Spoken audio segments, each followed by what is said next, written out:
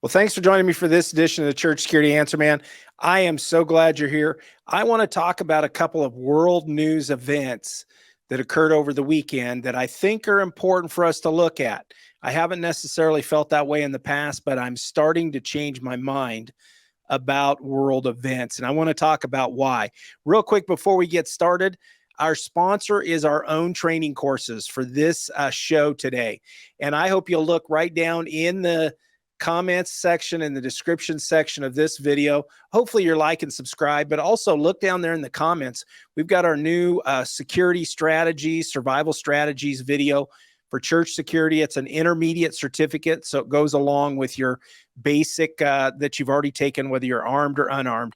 And I hope you'll look at that new training course, and that's our sponsor for today. That benefit for us. So let's talk about our world church violence issues that just occurred over the weekend. You're going to be hearing about them, and I want to talk about them just a little bit because I don't want the opportunity to pass us by. So what occurred? You know that we have one incident where 14 now is the latest toll I saw already this morning. 14 killed, 50 injured in a suicide bombing, they're calling it, but it's really an IED that was left. So we'll talk about that. In Africa, in the Democratic Republic of Congo. And so let's talk about that. Along with, we're going to talk about 6 people shot in a drive-by shooting at a funeral at a Euston, North London church. So again, these are out of our normal area of discussion regionally, geographically, but I think they're important for us to start discussing them. And why do I think it's so important is because I think we can still learn from these. And here's what concerns me is I'm hearing lots of reports, and I don't care about politics, okay? I am strictly care about your security program at your church. And what I'm hearing is we have a lot of different nationalities that are coming across our border and coming into different regions, whether you're in the US, Canada. These people are sneaking into our borders, and they're coming via different countries that are allowing this movement. And we're getting more and more people in here into our countries. And so I think we need to talk about some of these tactics, because some of these people that are coming in, I don't think are that wholesome, that are just seeking a better way of life. And that's my opinion. So I want to start talking about these just a little bit. The first incident, Democratic Republic of Congo, a church courtyard. So outside, people are gathered. It's and it's in kind of South Central Africa, in this Democratic Republic of Congo. And during the church service, during a worship time, from what I understand, and it's basically an improvised explosive device that was planted in this church courtyard area. And from what I understand, it's retaliation for casualties inflicted on this group that supposedly planted this. So jihadists. And so people that are sympathetic to Islamic groups, if you will, and some of those religious aspects. So, you know, and it's a very interesting incident. You know, I do think we can learn some lessons from it. So I would challenge you to dig in as the reports come out more and more over the next few days as to what happened. I would encourage you to take a look at it. You know, what are regional issues? I know we had a person a while back in my region that was doing some drive-by shooting. He drove by a church, did a high-angle shooting at one point, and then was doing a couple other drive-bys. So that became a concern for us at church. So we started looking at the parking lot and hanging out in the parking lot kind of thing, and who was going to stay out there.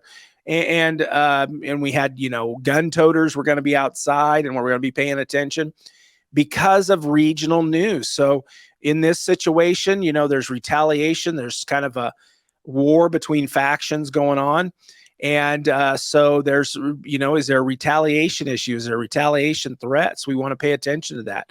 And certainly we can learn that we want to be checking suspicious packages, and, you know, whether that's backpacks, and again, that's kind of a hot button, but if there's things that are left around, packages left out of place, we should be paying attention to that stuff. When we get there in the morning, we should be doing sweeps at our church, especially if there's issues going on in the region, or you hear about something in another area, or threats against the church, or whatever that looks like. But I'd also recommend that maybe it's the day and age that, we do a little sweep of the parking lot, and we do a little sweep of our building real quick when we come in the morning, and the concept of see something, say something. And I think that's important as well, to teach our people, but also for our security and our greeters and our ushers, that if something doesn't seem right, we should learn from incidents like this, even though they're way away, across in another nation. We can still learn lessons from them, and maybe we should pay a little more attention than even I have thought in the past, because of the way things are going on, and they're resembling things that occur here as well.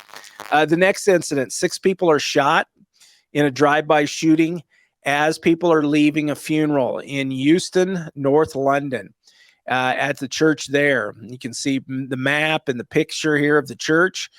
And so, very similar to drive-bys that we have occurring here. I'm actually kind of shocked, because it seems like the firearm stuff's a little bit more restricted over there.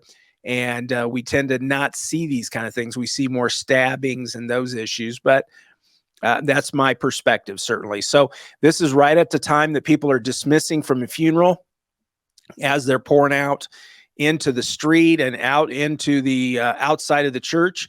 We have a drive-by right after this funeral. And I have not heard a reason. Nobody's claimed a reason, claimed the shooting,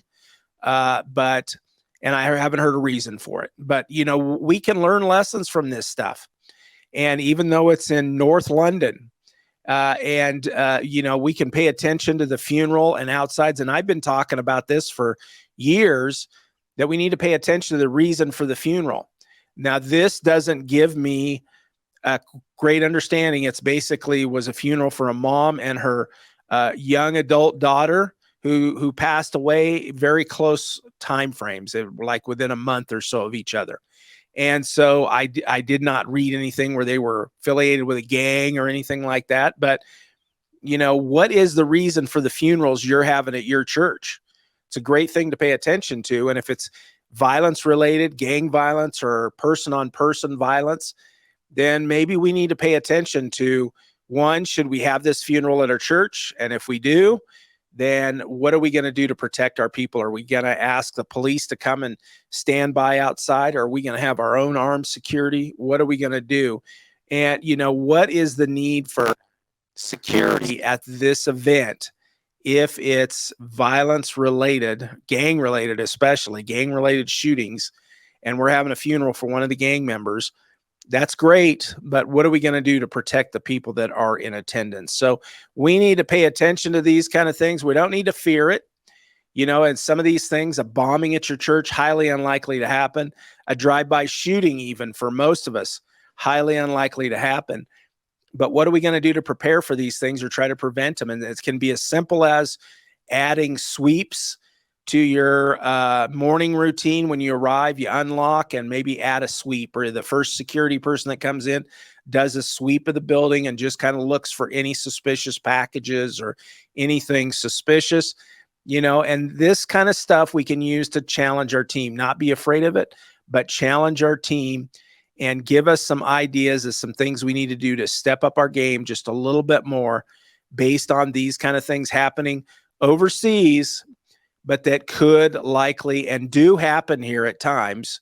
And so could they happen at your church? Absolutely. And I want to encourage you to use some of these things to challenge your team and add a couple of components to your processes to make sure that you're hardening the target of your church just a little bit, making them a little bit safer as you are going about your routines. Add things to it based on the learning process. So I hope you like and subscribe.